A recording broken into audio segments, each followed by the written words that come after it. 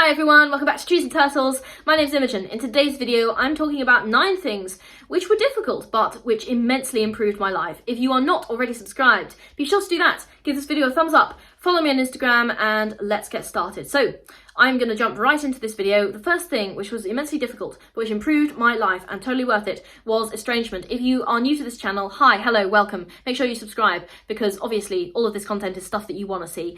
I am estranged from my mother. I have been since 2023, and that was difficult. And it was sort of the culmination of many years of difficult situations.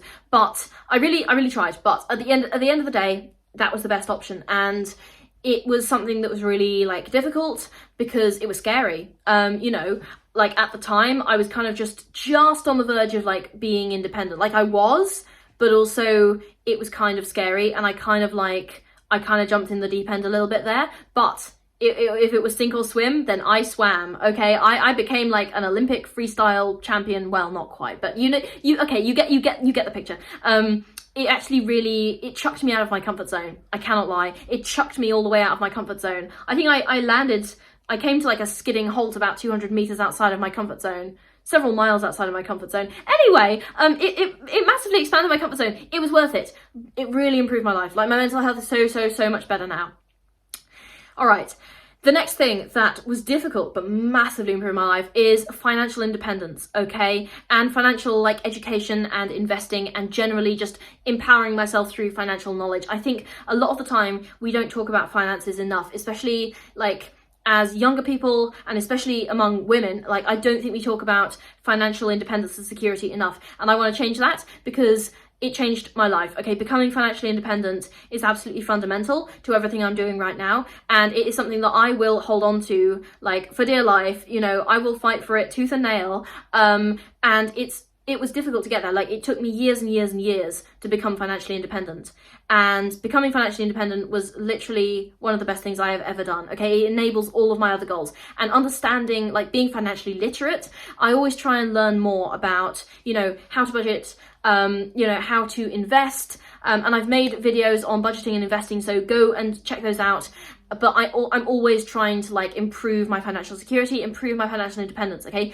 And it was difficult, and it still is, in terms of it's a grind, okay? Guys, it's never going to be easy, but that's what's fun about it. Honestly, that's what's fun and rewarding about it.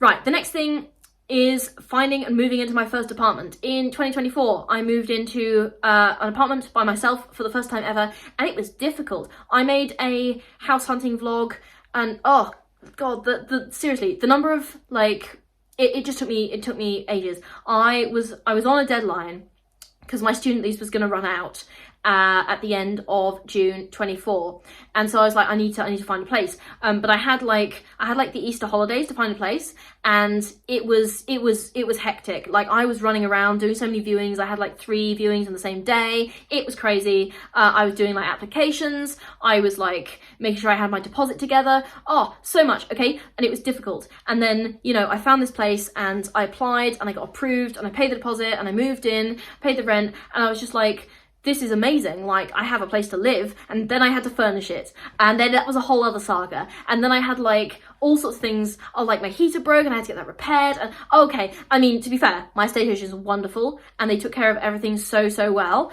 I talk about it in my other videos, but yeah, that was a big adult thing that I was doing, and I was this is difficult, but it improved my life so much. Having a place that I can just come home to that's completely mine, being able to invite people over, host dinner parties for my friends, and just have a little space that's completely peaceful. It's a little sanctuary just for me, and it's improved my mental health so much, okay? I can't even begin to describe how much it's improved my mental health. Another thing, getting my degree. This took me 3 years, probably the longest academic commitment of my entire life so far. It was really difficult. I cried a lot. I was stressed. I was working loads and loads of hours, and sometimes I got bad grades, and then I would cry about my bad grades, and then I would go and improve my grades, and eventually I graduated with a 2-1, which I was very happy about. But yeah, getting my degree, very difficult.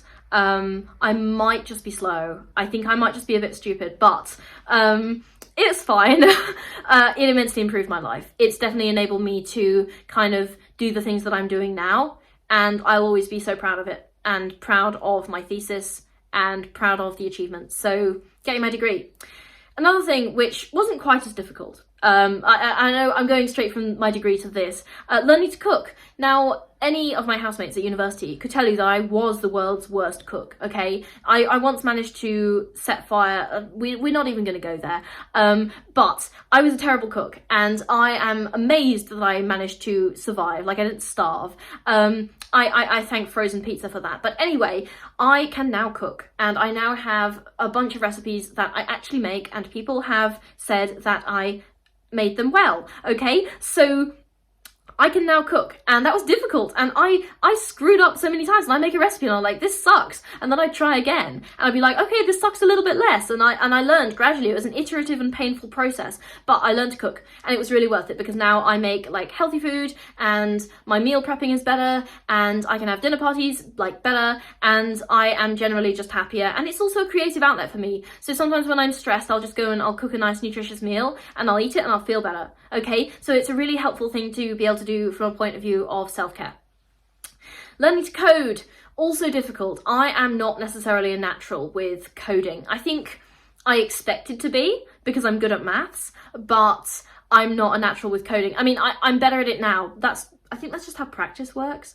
But yeah, learning to code is difficult, and it still is. Like, coding doesn't actually come naturally to me. I think maybe it's just a languages thing. I'm not good at languages either.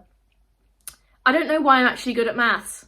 I actually didn't used to be. When I was a younger teenager, I was terrible at maths, and then I think I just did so much that it gradually clicked, and then I was amazing at maths. But yeah, languages do not come easily to me. Coding doesn't come easily to me. Maths, I'm good at, but I don't know why that is. But learning to code is really useful, and I recommend it. Therapy. Okay, therapy was something that was not easy for me. I remember... This is kind of a vulnerable anecdote. Oh, what the hell, I'll tell it anyway.